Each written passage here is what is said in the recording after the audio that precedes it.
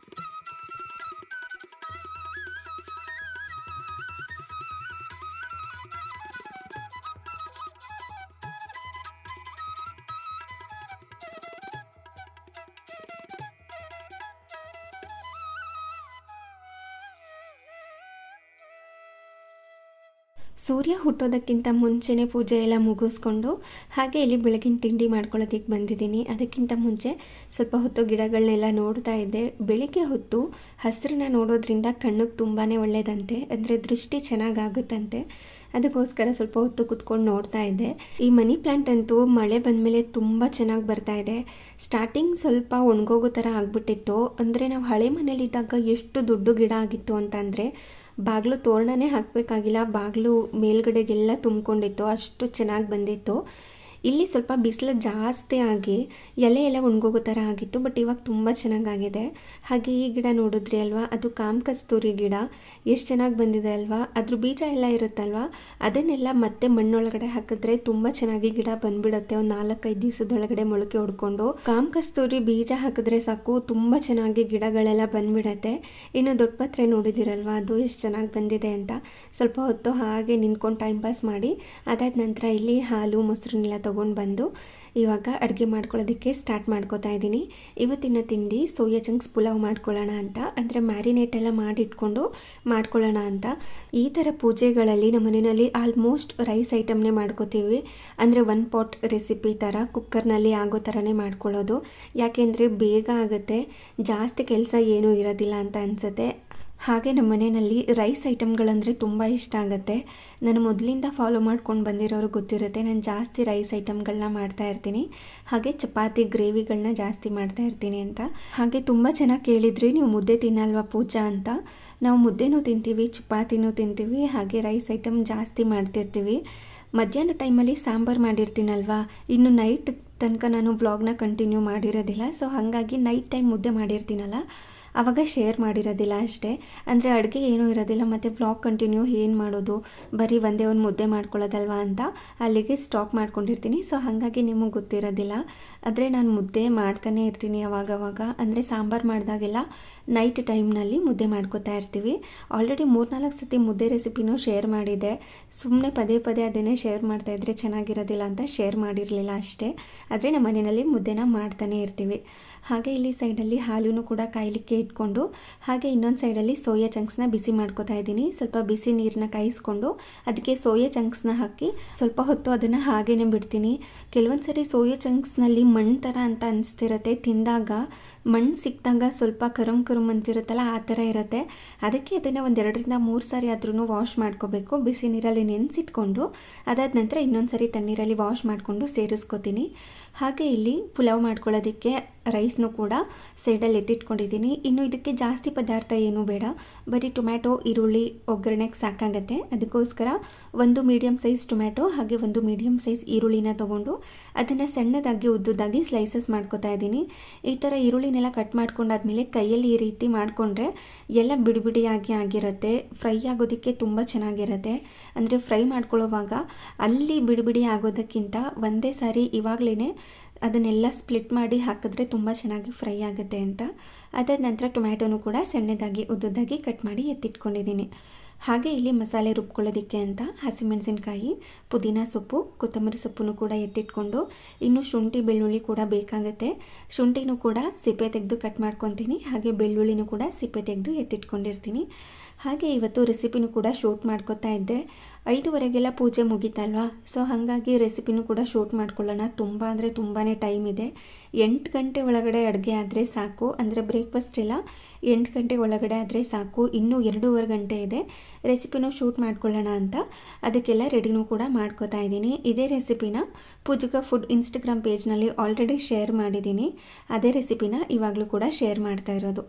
ಇವಾಗ ಮಸಾಲೆನೆಲ್ಲ ರೆಡಿ ಮಾಡಿಕೊಂಡು ಅಕ್ಕಿನೂ ಕೂಡ ಇವಾಗ ತೊಳೆದಿಟ್ಕೋತೀನಿ. ಮೊದಲೇ ತೊಳೆದಿಟ್ಕೊಂಡ್ರೆ ತುಂಬ ಜಾಸ್ತಿ ಹೊತ್ತು ನೆನೆದು ಬಿಡುತ್ತೆ. ಊರಿಂದ ತಂದಿರೋ ಅಕ್ಕಿ ಅಲ್ವಾ, ತುಂಬ ಜಾಸ್ತಿ ಹೊತ್ತು ನೆನೆಸಿದ್ರೆ ಮುದ್ದೆ ಥರ ಆಗಿಬಿಡುತ್ತೆ ಅಂತ ಸ್ವಲ್ಪ ಹೊತ್ತು ಮಾತ್ರ, ಅಂದರೆ ಮೊದಲೇ ನೆನೆಸಿಟ್ಕೊಂಡಿಲ್ಲ, ಈ ಹಂತದಲ್ಲಿ ನೆನೆಸಿಟ್ಕೊಂಡಿದ್ದೀನಿ. ಹಾಗೆ ಇದಕ್ಕೆ ಸ್ವಲ್ಪ ಮಸಾಲ ಪುಡಿಗಳೆಲ್ಲ ಬೇಕು, ಅದನ್ನು ಕೂಡ ಎತ್ತಿಟ್ಕೊಂಡು ಅಷ್ಟರಲ್ಲಿ ಸೋಯಾ ಚಂಕ್ಸ್ ಕೂಡ ಕೂಲ್ ಆಗಿರುತ್ತೆ. ಆ ನೀರನ್ನೆಲ್ಲ ಬಸ್ತು ಇನ್ನೊಂದು ಸರಿ ತಣ್ಣೀರನ್ನ ಹಾಕಿ ಚೆನ್ನಾಗಿ ಈ ರೀತಿ ನೀರನ್ನೆಲ್ಲ ತೆಗೆದು ಒಂದು ಬೌಲ್ಗೆ ಹಾಕಿ ಎತ್ತಿಟ್ಕೋತಾ ಇದ್ದೀನಿ. ನೀರಿದ್ದರೆ ನೀರು ಥರ ಆಗಿಬಿಡುತ್ತೆ, ಮಸಾಲೆ ಎಲ್ಲ ಚೆನ್ನಾಗಿ ಅದ್ರೊಳಗಡೆ ಇಳ್ದಿರಲ್ಲ. ಅದಕ್ಕೋಸ್ಕರ ನೀರನ್ನೆಲ್ಲ ತೆಗೆದು ಆನಂತರ ಮ್ಯಾರಿನೇಟ್ ಮಾಡ್ಕೋತೀನಿ. ಹಾಗೆ ಇಲ್ಲಿ ಮಸಾಲೆ ರುಬ್ಕೊಳ್ಳೋದಕ್ಕೆ ಅಂತ ಒಂದು ಮಿಕ್ಸಿ ಜಾರ್ನ ಇಟ್ಕೊಂಡು ಅದಕ್ಕೆ ಕಟ್ ಮಾಡಿ ಇಟ್ಕೊಂಡಿರೋವಂಥ ಶುಂಠಿ 1.5 ಇಂಚಷ್ಟಿದೆ ಅದು. ಹಾಗೆ 10ರಿಂದ 15 ಎಷ್ಟಲಷ್ಟು ಬೆಳ್ಳುಳ್ಳಿನ ಸಿಪ್ಪೆ ತೆಗೆದು ಸೇರಿಸ್ಕೊಂಡಿದ್ದೀನಿ. ಹಾಗೆ ಖಾರಕ್ಕೆ ತಕ್ಕಂತೆ ಹಸಿಮೆಣಸಿನಕಾಯಿ, ಸ್ವಲ್ಪ ಪುದೀನ ಸೊಪ್ಪು, ಹಾಗೆ ಸ್ವಲ್ಪ ಕೊತ್ತಂಬರಿ ಸೊಪ್ಪು ಇಷ್ಟನ್ನು ಹಾಕಿ ಇದಕ್ಕೆ ಸ್ವಲ್ಪ ಮಾತ್ರ ನೀರನ್ನು ಸೇರಿಸಿ ಇದನ್ನು ತರಿಯಾಗಿಯೇ ರುಬ್ಕೋಬೇಕು. ಕಂಪ್ಲೀಟ್ ಪೇಸ್ಟ್ ಥರ ಮಾಡ್ಕೋಬಾರ್ದು, ಈ ರೀತಿ ತರಿಯಾಗಿಯೇ ಇರಬೇಕು. ಈ ರೀತಿ ರುಬ್ಬಿಟ್ಕೊಂಡು ಎತ್ತಿಟ್ಕೊಂಡಿದ್ದೀನಿ. ಇನ್ನೊಂದು ಸೈಡು ನಾರ್ಮಲ್ ನಾನು ಡೈಲಿ ಶೂಟ್ ಮಾಡ್ತೀನಲ್ವ ಆ ಮೊಬೈಲ್ನ ಇಟ್ಕೊಂಡು ಶೂಟ್ ಮಾಡ್ತಾ ಇದ್ದೀನಿ. ಹಾಗೆ ಇವಾಗ ಏನು ವಿಡಿಯೋ ಪ್ಲೇ ಆಗ್ತಾ ಇದೆ ಅಲ್ವಾ, ಇದನ್ನು ಐಫೋನಲ್ಲಿ ಶೂಟ್ ಮಾಡಿರೋದು. ಎರಡನ್ನೂ ಕೂಡ 2 ಟ್ರೈಪೋಡ್ನಲ್ಲಿ ಇಟ್ಕೊಂಡು ಶೂಟ್ ಮಾಡ್ತಾ ಇದ್ದೀನಿ. ಇವಾಗ ಇನ್ನೊಂದು ಮಿಕ್ಸಿಂಗ್ ಬೌಲ್ಗೆ ಸ್ವಲ್ಪ ಮೊಸರನ್ನ ಹಾಕಿ ಈ ಸೋಯಾ ಚಂಕ್ಸ್ನ ನೀರನ್ನೆಲ್ಲ ತೆಗೆದು ಇಟ್ಕೊಂಡಿದ್ವಲ್ವ ಅದನ್ನು ಕೂಡ ಸೇರಿಸ್ಕೊಂಡಿದ್ದೀನಿ. ಅದಾದ ನಂತರ ಇದಕ್ಕೆ ಕ್ರಷ್ ಮಾಡಿ ಇಟ್ಕೊಂಡಿರುವಂಥ ಶುಂಠಿ, ಬೆಳ್ಳುಳ್ಳಿ, ಹಸಿಮೆಣಸಿನಕಾಯಿ, ಪುದೀನ ಸೊಪ್ಪು, ಕೊತ್ತಂಬರಿ ಸೊಪ್ಪು ರೆಡಿ ಮಾಡಿ ಇಟ್ಕೊಂಡಿದ್ವಲ್ವ ಅದನ್ನು ಇದರೊಳಗಡೆ ಸೇರಿಸ್ಕೊಂಡಿದ್ದೀನಿ. ಹಾಗೆ ಇದಕ್ಕೆ ಚಿಟಿಕೆಯಷ್ಟು ಅರಿಶಿನ ಪುಡಿನ ಹಾಕಿ ಖಾರಕ್ಕೆ ತಕ್ಕಂತೆ ಅಚ್ಚಕಾರದ ಪುಡಿ, ಆಲ್ರೆಡಿ ಹಸಿಮೆಣಸಿನಕಾಯಿನ ಹಾಕ್ಕೊಂಡಿರ್ತೀವಿ. ಈ ಹಂತದಲ್ಲಿ ಅಚ್ಚಕಾರದ ಪುಡಿನ ನೋಡ್ಕೊಂಡು ಸೇರಿಸ್ಕೋಬೇಕಾಗತ್ತೆ. ಅದಾದ ನಂತರ 1 ಸ್ಪೂನಷ್ಟು ಧನಿಯಾ ಪುಡಿನ ಸೇರಿಸ್ಕೊಂಡಿದ್ದೀನಿ. ಹಾಗೆ ಅರ್ಧ ಸ್ಪೂನಷ್ಟು ಗರಂ ಮಸಾಲ, ಹಾಗೆ 1/4 ಸ್ಪೂನ್ಗಿಂತ ಕಡಿಮೆ ಜೀರಿಗೆ ಪುಡಿನ ಹಾಕಿ ನಂತರ 1 ಸ್ಪೂನಷ್ಟು ಕಸೂರಿ ಮೇಥಿನ ಹಾಕ್ಕೊಂಡಿದ್ದೀನಿ. ಹಾಗೆ ಸ್ವಲ್ಪ ಉಪ್ಪನ್ನು ಕೂಡ ಸೇರಿಸ್ಕೊಂಡಿದ್ದೀನಿ. ವಿಡಿಯೋದಲ್ಲಿ ಸ್ಕಿಪ್ ಆಗಿಬಿಟ್ಟಿದೆ ಅಂತ ಅನಿಸುತ್ತೆ. ಉಪ್ಪನ್ನು ಕೂಡ ಹಾಕಿ ಚೆನ್ನಾಗಿ ಇದನ್ನು ಈ ರೀತಿ ಮಿಕ್ಸ್ ಮಾಡ್ಕೋಬೇಕು. ಇದನ್ನು ಮಿಕ್ಸ್ ಮಾಡಿ ಒಂದು ಸೈಡಲ್ಲಿ ಎತ್ತಿಟ್ಕೊಂಡಿರ್ತೀನಿ. ಅಷ್ಟರಲ್ಲಿ ಪುಲಾವ್ ಮಾಡ್ಕೊಳ್ಳೋದಕ್ಕೆ ಅಂತ ಒಂದು ಕುಕ್ಕರ್ನ ಇಟ್ಕೊಂಡು ಅದಕ್ಕೆ ಸ್ವಲ್ಪ ಎಣ್ಣೆ, ಅದಕ್ಕೆ ಸ್ವಲ್ಪ ತುಪ್ಪನ ಕೂಡ ಸೇರಿಸ್ಕೊತೀನಿ. ಯಾವುದೇ ಥರ ಪುಲಾವ್ ಮಾಡಿದ್ರೂ ಕೂಡ ಎಣ್ಣೆ ಮತ್ತು ತುಪ್ಪನ ಸೇರಿಸ್ಕೊತೀನಿ, ತುಂಬಾ ರುಚಿಯಾಗಿ ಬರುತ್ತೆ ಅಂತ. ಇವಾಗ ತುಪ್ಪ ಕರಗಿದ ನಂತರ ಹೋಲ್ ಸ್ಪೈಸಸ್ನ ಹಾಕ್ಕೊಂಡಿದ್ದೀನಿ. ಹೋಲ್ ಸ್ಪೈಸಸ್ ಅಂದರೆ ಚಕ್ಕೆ, ಲವಂಗ, ಏಲಕ್ಕಿ, ಕಸೂರಿ ಮೇಥಿ, ಸ್ಟಾರ್ ಫ್ಲವರ್, ಪುಲಾವ್ ಎಲೆ, ಹಾಗೆಯೇ ಸೋಂಪನ್ನು ಕೂಡ ಸೇರಿಸ್ಕೊಂಡಿದ್ದೀನಿ. ಇಷ್ಟನ್ನು ಹಾಕಿ 1-2 ನಿಮಿಷ ಅದನ್ನು ಹಾಗೇ ಬಿಡಬೇಕು, ಫ್ಲೇವರ್ ಎಲ್ಲ ಬಿಟ್ಕೊಳ್ಳಿ ಅಂತ. ನಂತರ ಅದಕ್ಕೆ ಸಣ್ಣದಾಗಿ ಉದ್ದುದಾಗಿ ಕಟ್ ಮಾಡಿ ಇಟ್ಕೊಂಡಿರುವಂಥ ಈರುಳ್ಳಿನ ಸೇರಿಸಿ ಇದನ್ನು ಚೆನ್ನಾಗಿ ಮಿಕ್ಸ್ ಮಾಡಿಕೊಂಡು ಫ್ರೈ ಮಾಡ್ಕೋತಾ ಇದ್ದೀನಿ. ಈರುಳ್ಳಿ ಕಲರ್ ಚೇಂಜ್ ಆಗಿರಬೇಕು, ಅಂದರೆ ಸ್ವಲ್ಪ ಬ್ರೌನಿಶ್ ಆಗಿ ಆಗ್ತಾ ಇರುತ್ತೆ, ಅಲ್ಲಿ ತನಕ ಅದನ್ನು ಫ್ರೈ ಮಾಡಿಕೊಂಡು ಅದಾದ ನಂತರ ಸಣ್ಣದಾಗಿ ಉದ್ದುದಾಗಿ ಕಟ್ ಮಾಡಿ ಇಟ್ಕೊಂಡಿರುವಂಥ ಟೊಮ್ಯಾಟೊ, ಮ್ಯಾರಿನೇಟ್ ಮಾಡಿ ಇಟ್ಕೊಂಡಿರುವಂಥ ಸೋಯಾ ಚಂಕ್ಸ್ನ ಹಾಕಿ ಇದನ್ನು ಚೆನ್ನಾಗಿ ಮಿಕ್ಸ್ ಮಾಡಿಕೊಂಡು ಫ್ರೈ ಮಾಡ್ಕೋಬೇಕು. ಹಾಕಿದ ಮೇಲೆ 1-2 ನಿಮಿಷ ಮಿಕ್ಸ್ ಮಾಡಿಕೊಂಡ್ರೆ ಸಾಕು, ಎಣ್ಣೆ ಎಲ್ಲ ಬಿಟ್ಕೊಂಡು ಬರ್ತಾ ಇರುತ್ತೆ, ಅಲ್ಲಿ ತನಕ ಮಿಕ್ಸ್ ಮಾಡಿಕೊಂಡು ಇದನ್ನು ಫ್ರೈ ಮಾಡ್ಕೋಬೇಕು. ನೋಡಿ, ಈ ಹಂತದಲ್ಲಿ ಇದಕ್ಕೆ 1 ಲೋಟದಷ್ಟು ಅಕ್ಕಿಗೆ 2 ಲೋಟದಷ್ಟು ನೀರನ್ನು ಸೇರಿಸ್ಕೊತಾ ಇದ್ದೀನಿ. ಕರೆಕ್ಟಾಗಿ 1 ಲೋಟಕ್ಕೆ 2 ಲೋಟ ಹಾಕ್ಕೊಂಡ್ರೆ ಪರ್ಫೆಕ್ಟಾಗಿ ಅನ್ನ ರೆಡಿ ಇರುತ್ತೆ, ಅಂದರೆ ಪುಲಾವ್ ರೆಡಿ ಇರುತ್ತೆ. ತೀರಾ ತೆಳುವಾಗಿಯೂ ಇರೋದಿಲ್ಲ, ಅಂದರೆ ಮುದ್ದೆ ಥರನೂ ಆಗಿರೋದಿಲ್ಲ, ತೀರಾ ಅಕ್ಕಕ್ಕಿ ಥರನೂ ಇರೋದಿಲ್ಲ. ನಂತರ ಅದಕ್ಕೆ ರುಚಿಗೆ ತಕ್ಕಷ್ಟು ಉಪ್ಪನ್ನು ಸೇರಿಸ್ಕೋಬೇಕು. ಮ್ಯಾರಿನೇಟ್ ಮಾಡ್ಕೊಳ್ಳೋದಕ್ಕೂ ಕೂಡ ಉಪ್ಪನ್ನು ಹಾಕ್ಕೊಂಡಿರ್ತೀವಿ, ಈ ಹಂತದಲ್ಲಿ ನೋಡ್ಕೊಂಡು ಹಾಕಿ ಮತ್ತು ಅದನ್ನು ಚೆನ್ನಾಗಿ ಮಿಕ್ಸ್ ಮಾಡಿ ಕುದಿಸ್ಕೋಬೇಕು. ಈ ರೀತಿ ಕುದಿಯೋ ಹಂತದಲ್ಲಿ 1 ಗ್ಲಾಸ್ನಷ್ಟು ಅಕ್ಕಿನ ನೆನೆ ಹಾಕ್ಕೊಂಡಿದ್ವಿ ಅಲ್ವಾ, ಅದನ್ನು ಇದರೊಳಗಡೆ ಸೇರಿಸಿ ಇನ್ನೊಮ್ಮೆ ಚೆನ್ನಾಗಿ ಮಿಕ್ಸ್ ಮಾಡಿ ಮತ್ತೆ ಅದು ಕುದಿಲಿಕ್ಕೆ ಸ್ಟಾರ್ಟ್ ಆಗಬೇಕು. ಆವಾಗ ಕುಕ್ಕರ್ ಲಿಡ್ನ ಕ್ಲೋಸ್ ಮಾಡಿ 1 ವಿಷಲ್ ಅಥವಾ 2 ವಿಷಲಷ್ಟು ಕೂಗಿಸ್ಕೊಂಡ್ರೆ ಟೇಸ್ಟಿ ಆಗಿರುವಂತಹ ಹಾಗೆ ತುಂಬ ಸಿಂಪಲ್ಲಾಗಿ ಮಾಡ್ಕೊಳ್ಳುವಂತಹ ಸೋಯಾ ಚಂಕ್ಸ್ ಪುಲಾವ್ ರೆಡಿಯಾಗಿರುತ್ತೆ. ತುಂಬ ಅಂದರೆ ತುಂಬ ಸಿಂಪಲ್ ಮಾಡ್ಕೊಳ್ಳೋದು, ನೀವು ನೋಡಿದ್ರಿ ಅಲ್ವಾ. ಅದು ಕೂಲಾಗೋ ಅಷ್ಟರಲ್ಲಿ ಈ ಮಸಾಲ ಡಬ್ಬಗಳನ್ನೆಲ್ಲ ಎತ್ತಿಟ್ಕೊಂಡು ಹಾಗೆ ಸ್ವಲ್ಪ ಪಾತ್ರೆಗಳು ಕೂಡ ಆಗಿರುತ್ತಲ್ವ ಅದನ್ನು ಕೂಡ ತೊಳೆದಿಟ್ಕೋತಾ ಇದ್ದೀನಿ. ಆಲ್ಮೋಸ್ಟ್ ಇದೆಲ್ಲ 1 ಗಂಟೆ 1.5 ಗಂಟೆಲೆಲ್ಲ ಆಗೋಗ್ಬಿಡುತ್ತೆ, ಇನ್ನು ಬೇಗನೆ ಆಗೋಗ್ಬಿಡುತ್ತೆ. ನಾನು ಶೂಟ್ ಮಾಡ್ಕೋತಾ ಇದ್ದೆ ಅಲ್ವಾ, ಹಾಗಾಗಿ ಲೇಟ್ ಆಯ್ತು ಅಷ್ಟೇ. ಇಲ್ಲಾಂದರೆ ನೀವು ಆರಾಮಾಗಿ ಶೂಟ್ ಮಾಡ್ಕೊಳ್ದೆ ಮಾಡ್ತಿದ್ದೀರಾ ಅಂತಂದರೆ ಇನ್ನೂ ಬೇಗನೆ ಆಗೋಗುತ್ತೆ. ಇವಾಗ ಪಾತ್ರೆನೂ ಕೂಡ ತೊಳೆದಿಟ್ಕೊಂಡು ಅದಾದ ನಂತರ ಕಾಫಿನೂ ಕೂಡ ಮಾಡ್ಕೋತಾ ಇದ್ದೀನಿ. ಬೇಗ ಎದ್ದಿರ್ತೀನಲ್ವ, ಸ್ವಲ್ಪ ತಲೆ ದಿಮ್ ಅಂತ ಇರುತ್ತೆ, ಅದಕ್ಕೆ ಬೆಳಿಗ್ಗೆನೇ ಇವತ್ತು ಕಾಫಿನೂ ಕೂಡ ಮಾಡ್ಕೋತಾ ಇದ್ದೀನಿ. ಅದಕ್ಕಿಂತ ಮುಂಚೆ ಅಂದರೆ ಪೂಜೆ ಮುಗಿಸ್ಕೊಂಡು ಬಂದ ತಕ್ಷಣ ಸ್ವಲ್ಪ ಉಗುರು ಬೆಚ್ಚಗಿರುವಂಥ ನೀರಿಗೆ ತುಪ್ಪನ ಹಾಕಿ ಕುಡಿದು ಅದಾದ ನಂತರ ಅಡುಗೆನ ಸ್ಟಾರ್ಟ್ ಮಾಡ್ಕೊಂಡಿದ್ದು. ಹಾಗೆ ಸೈಡಲ್ಲಿ ಪುಲಾವ್ ಕೂಡ ರೆಡಿಯಾಗಿರುತ್ತೆ, ಕಾಫಿನೂ ಕೂಡ ರೆಡಿಯಾಗಿತ್ತು. ತಿಂಡಿ ತಿಂತ ಟಿವಿ ನೋಡ್ತಾ ಕಾಫಿ ಕುಡಿಯೋದು. ಈಗ ಪುಲಾವ್ನ ಚೆಕ್ ಮಾಡ್ಕೋತಾ ಇದ್ದೀನಿ. ನೋಡಿ, ಮಸಾಲೆ ಎಲ್ಲ ಮೇಲ್ಗಡೆ ಒಂದು ಕುತ್ಕೊಳ್ಳೋದು ಆ ಥರ ಏನೂ ಆಗಿಲ್ಲ, ತುಂಬ ಚೆನ್ನಾಗಿ ಎಲ್ಲವೂ ಹೊಂದ್ಕೊಂಡಿರುತ್ತೆ. ಅದಕ್ಕೋಸ್ಕರನೇ ಕುದಿಯೋ ಹಂತದಲ್ಲಿ ಅಕ್ಕಿನ ಹಾಕಿದ ನಂತರನೂ ಕೂಡ ಅದು ಚೆನ್ನಾಗಿ ಕುದಿಬೇಕು. ಆವಾಗಲೇ ಕುಕ್ಕರ್ ಲಿಡ್ನ ಕ್ಲೋಸ್ ಮಾಡಿದ್ರೆ ಮಸಾಲೆ ಎಲ್ಲ ಮೇಲ್ ಬರೋದಿಲ್ಲ, ತುಂಬ ಚೆನ್ನಾಗಿ ಹೊಂದ್ಕೊಂಡಿರುತ್ತೆ. ನೋಡಿ, ಪರ್ಫೆಕ್ಟಾಗಿ ಸೋಯಾ ಚಂಕ್ಸ್ ಪುಲಾವ್ ಅನ್ನೋದು ರೆಡಿಯಾಗಿರುತ್ತೆ. ಹಾಗೆ ತಿಂಡಿನೂ ತಿಂತ ಕಾಫಿನೂ ಕುಡ್ದಾಯಿತು. ಇದೆಲ್ಲ ರೆಡಿ ಮಾಡ್ಕೊಳ್ಳೋ ಅಷ್ಟರಲ್ಲಿ ಆಲ್ಮೋಸ್ಟ್ ನನಗೆ 8 o'clock ಅಷ್ಟಾಗಿತ್ತು. ಅಷ್ಟರಲ್ಲೇ ಆಲ್ಮೋಸ್ಟ್ ಎಲ್ಲ ಕೆಲಸ ಕೂಡ ಮುಗ್ದೋಗಿತ್ತು. ಬೆಳಗ್ಗೆ ಪೂಜೆಯಿಂದ ಹಿಡಿದು ತಿಂಡಿ ಮಾಡೋದು, ಪಾತ್ರೆ ತೊಳೆಯೋದು ಅದೆಲ್ಲವೂ ಕೂಡ ಆಗೋಗಿತ್ತು. ಅದಕ್ಕೋಸ್ಕರನೇ ಈ ರೀತಿ ಪ್ಲ್ಯಾನ್ ಮಾಡ್ಕೋತೀನಿ. ನೋಡಿ, ಇನ್ನು 8 ಗಂಟೆ, ಇವಾಗ ನಾನು ಕಾಫಿ ಕುಡಿತಾ ಇದ್ದೀನಿ. ಹಾಗೆ ಬೆಳಿಗ್ಗೆನೇ ವೆದರ್ ತುಂಬ ಅಂದರೆ ತುಂಬ ಚಳಿಯಾಗಿ ಮಳೆನೂ ಕೂಡ ಬರ್ತಾ ಇತ್ತು ಸಣ್ಣದಾಗಿ. ಅದಕ್ಕೋಸ್ಕರ ಇವರು ವಡೆ ಮಾಡಿ ಅಂತ ಹೇಳಿದರು. ಅದಕ್ಕೆ ಇಲ್ಲಿ ವಡೆ ಮಾಡ್ಕೊಳ್ಳೋಣ ಅಂತ ರೆಡಿ ಮಾಡ್ಕೊತಾ ಇದ್ದೀನಿ. ಈ ಥರ ಪುಲಾವ್ಗಳ ಜೊತೆ ಅಂದರೆ ಬಾತ್ಗಳ ಜೊತೆ ಟೊಮೆಟೊ ಬಾತ್ ಇಲ್ಲಾಂದರೆ ತರಕಾರಿ ಬಾತ್ ಈ ಥರದ್ರಲ್ಲೆಲ್ಲ ಸೈಡಲ್ಲಿ ವಡೆ ಇದ್ದರೆ ತುಂಬ ಚೆನ್ನಾಗಿರುತ್ತೆ ಅಂತ. ಆದರೆ ಮಧ್ಯಾಹ್ನ ಮಾಡೋಣ ಅಂತ ವಡೆ ಕಾಳನ್ನ ನೆನೆಸಿಟ್ಕೊಂಡಿದ್ದೆ. ಆದರೆ ಬೆಳಿಗ್ಗೆನೇ ಮಾಡ್ಕೊಳ್ಳೋ ಹಾಗಾಯಿತು. ಅಂದರೆ ಇವರು ಕೇಳಿದ್ರು ಬೆಳಿಗ್ಗೆನೇ ಮಾಡಿಬಿಡಿ, ಇದ್ರ ಜೊತೆ ತಿನ್ನೋದಕ್ಕೆ ಚೆನ್ನಾಗಿರುತ್ತೆ ಅಂತ. ಅದಕ್ಕೆ ಹೇಳಿ ರೆಡಿ ಮಾಡ್ತಾಯಿದ್ದೀನಿ. ಒಬ್ಬೊಬ್ರಿಗೆ ಒಂದೊಂದು ಥರ ಇಷ್ಟ. ನಮಗೆ ಬೋಂಡ ಇಷ್ಟ ಆದರೆ ನಮ್ಮ ಮನೆಯವ್ರಿಗೆ ಅಂದರೆ ನನ್ನ ಹಸ್ಬೆಂಡ್ಗೆ ವಡೆ ಇಷ್ಟ ಆಗುತ್ತೆ. ಅವರಿಗೋಸ್ಕರ ಅಂತಲೇ ಇಲ್ಲಿ ಸ್ವಲ್ಪ ಮಾತ್ರ ಕಾಳನ್ನು ನೆನೆಸಿಟ್ಕೊಂಡಿದ್ದೆ. ಹಾಗೆ ನನಗೆ ನಮ್ಮ ಅತ್ತೆಗೆ ಅಂತ ಬೋಂಡನ ಮಾಡ್ಕೊಂಡಿದ್ದೆ. ಮನೇಲಿ 3 ಜನ ಇದ್ರೂ 3 ಜನಕ್ಕೂ ಕೂಡ ಒಂದೊಂದು ಥರ ಬೇಕು. ಆದರೆ ನನಗೆ ನಮ್ಮ ಅತ್ತೆಗೆ ಬೋಂಡನೇ ಆಗಿತ್ತು. ಇವ್ರಿಗೆ ಮಾತ್ರ ವಡೆ ಮಾಡ್ಕೊಳ್ಳೋದಕ್ಕೆ ಸ್ವಲ್ಪ ಮಾತ್ರ ಕಾಳನ್ನು ನೆನೆಸಿಟ್ಕೊಂಡಿದ್ದೆ. ಅದನ್ನು ಒಂದು ಚಿಕ್ಕ ಮಿಕ್ಸಿ ಜಾರ್ಗೆ ಹಾಕಿ ಅದಕ್ಕೆ ಸ್ವಲ್ಪ ಬೆಳ್ಳುಳ್ಳಿ, ಶುಂಠಿ ಹಾಗೆ ಒಂದು ಒಣಗಿರುವಂಥ ಮೆಣಸಿನಕಾಯಿ, ಸ್ವಲ್ಪ ಉಪ್ಪು, ಸ್ವಲ್ಪ ಅರಿಶಿನ ಪುಡಿನ ಹಾಕ್ಕೊಂಡಿದ್ದೀನಿ. ಹಾಗೆ ತೆಂಗಿನಕಾಯಿನೂ ಕೂಡ ಸೇರಿಸ್ಕೊತೀನಿ. ತೆಂಗಿನಕಾಯಿ ಹಾಕ್ಕೊಂಡ್ರೆ ವಡೆ ತುಂಬ ಟೇಸ್ಟಿಯಾಗಿ ಬರುತ್ತೆ. ಅದನ್ನು ಸ್ವಲ್ಪ ಕಟ್ ಮಾಡ್ಕೊಂಡು ಸೇರಿಸ್ಕೊಂಡು ಇದನ್ನು ಗ್ರೈಂಡ್ ಮಾಡ್ಕೊತೀನಿ. ಸ್ವಲ್ಪ ತರಿಯಾಗಿಯೇ ರುಬ್ಕೋತೀನಿ. ನೀರನ್ನು ಹಾಕ್ಕೋಬಾರ್ದು, ಬೇಕು ಅಂದರೆ ಹಾಕ್ಕೊಳ್ಳಿ, ಆದಷ್ಟು ನೀರನ್ನು ಹಾಕ್ಕೊಳ್ದೆ ರುಬ್ಕೋಬೇಕು. ಅದನ್ನು ಒಂದು ಮಿಕ್ಸಿಂಗ್ ಬೌಲ್ಗೆ ಸೇರಿಸ್ಕೊತಾ ಇದ್ದೀನಿ. ಇನ್ನು ಬೋಂಡ ವಡೆಗೆಲ್ಲ ಆಲ್ಮೋಸ್ಟ್ ಸೇಮ್ ಪದಾರ್ಥಗಳನ್ನೇ ಹಾಕ್ಕೊಳ್ಳೋದು. ಅಂದರೆ ಈರುಳ್ಳಿ, ಹಸಿಮೆಣಸಿನಕಾಯಿ, ಕೊತ್ತಂಬರಿ ಸೊಪ್ಪು, ಕರಿಬೇವಿನ ಸೊಪ್ಪು ಹಾಗೆ ಸಬ್ಸಿಗೆ ಸೊಪ್ಪು ಎರಡಕ್ಕೂ ಕೂಡ ಸೇಮೇ ಇರುತ್ತಲ್ವ. ಅದಕ್ಕೆ ಒಟ್ಟಿಗೆ ಎಲ್ಲವನ್ನು ಕೂಡ ಕಟ್ ಮಾಡಿ ಎತ್ತಿಟ್ಕೊಂಡಿದ್ದೀನಿ. ಸ್ವಲ್ಪ ಖಾರವಾಗಿ ಇರಲಿ ಅಂತ ಹಸಿಮೆಣಸಿನಕಾಯಿನ ಜಾಸ್ತಿನೇ ಸೇರಿಸ್ಕೊಂಡಿದ್ದೀನಿ. ಈ ಥರ ವೆದರ್ಗೆ ಅಂದರೆ ಮಳೆ ಬರ್ತಾ ಇರುತ್ತೆ, ಸಣ್ಣದಾಗಿ ಚಳಿ ಆಗ್ತಾ ಇರುತ್ತಲ್ವ, ಆ ಟೈಮ್ನಲ್ಲಿ ಬೋಂಡ, ಬಜ್ಜಿ, ವಡೆ, ಪಕೋಡ ಈ ಥರ ಎಲ್ಲ ಇದ್ದರೆ ಎಷ್ಟು ಚೆನ್ನಾಗಿರುತ್ತೆ. ಅದ್ರ ಜೊತೆ ಬಿಸಿಯಾಗಿ ಟೀ ಕೂಡ ಮಾಡ್ಕೊಂಡು ಕುಡಿತಾ ಇರಬೇಕು, ಇಲ್ಲಾಂದರೆ ಕಾಫಿ ಕುಡಿತಾ ಇರಬೇಕು ಅನಿಸ್ತಾ ಇರುತ್ತೆ. ನಮಗೆ ಬೇಡ ಅಂತ ಅಂದ್ರೂ ನಾವು ಎಣ್ಣೆ ಪದಾರ್ಥ ಏನೂ ತಿನ್ನಲ್ಲ ಅಂತಂದ್ರೂ ಕೂಡ ಕ್ರೇವಿಂಗ್ಸ್ ಆಗ್ತಾನೆ ಇರುತ್ತೆ. ನಮ್ಮನೇಲಂತೂ ಅವಾಗವಾಗ ಮಾಡ್ತಾನೆ ಇರ್ತೀವಿ. ನನ್ನ ಹಸ್ಬೆಂಡ್ಗಂತೂ ಈ ಥರ ಸ್ನ್ಯಾಕ್ಸ್ ಏನಾದರೂ ಇರಲೇಬೇಕು. ಅದರಲ್ಲಂತೂ ಈ ಚಕ್ಲಿ, ನಿಪ್ಪಟ್ಟು, ಕೋಡ್ಬಳೆ, ಪಕೋಡ ಈ ಥರ ಇದ್ದರೆ ಸಿಕ್ಕಾಪಟ್ಟೆ ಇಷ್ಟ ಆಗುತ್ತೆ. ಆದರೆ ವಡೆ ಅವಾಗವಾಗ ಇಷ್ಟ ಆಗುತ್ತೆ, ಅವ್ರು ಕೇಳ್ದಾಗ ಮಾಡಿಕೊಡ್ಬೇಕು ಆ ಥರ ಅವರು. ಹಾಗೆ ಹೋಟೆಲ್ ಸ್ಟೈಲ್ನಲ್ಲಿ ಬೋಂಡ ಕೂಡ ಮಾಡಿದ್ದೆ. ಆ ರೆಸಿಪಿನೂ ಕೂಡ ಶೂಟ್ ಮಾಡ್ಕೊಂಡಿದ್ದೀನಿ. ಅದನ್ನು ಪೂಜಿಕಾ ಫುಡ್ ಇನ್ಸ್ಟಾಗ್ರಾಮ್ನಲ್ಲಿ ಹಾಕಿರ್ತೀನಿ ನೋಡಿ. ಎಷ್ಟು ಚೆನ್ನಾಗಿ ಪರ್ಫೆಕ್ಟಾಗಿ ಬಂದಿತ್ತು ಗೊತ್ತಾ. ತುಂಬ ಅಂದರೆ ತುಂಬ ಸಿಂಪಲಾಗಿ ಮಾಡ್ಕೊಳ್ಳೋದು. ಕರೆಕ್ಟಾಗಿ ಹೋಟೆಲಲ್ಲಿ ಯಾವ ರೀತಿ ಕೊಡ್ತಾರಲ್ವ ಅದೇ ರೀತಿ ಇತ್ತು. ಆ ಶೇಪಿಂದ ಹಿಡ್ದು ಟೇಸ್ಟಿಂದ ಹಿಡ್ದು ಎಲ್ಲವೂ ಕೂಡ ಅದೇ ಥರ ಇತ್ತು ನೋಡಿ. ಎಷ್ಟು ರೌಂಡಾಗಿ ಬಂದಿದೆ ಅಂತ. ಮೇಲ್ಗಡೆ ತುಂಬ ಕ್ರಿಸ್ಪಿಯಾಗಿ ಹಾಗೆ ಒಳಗಡೆ ತುಂಬಾ ಸಾಫ್ಟಾಗಿ ಕರೆಕ್ಟಾಗಿ ಬಂದಿತ್ತು.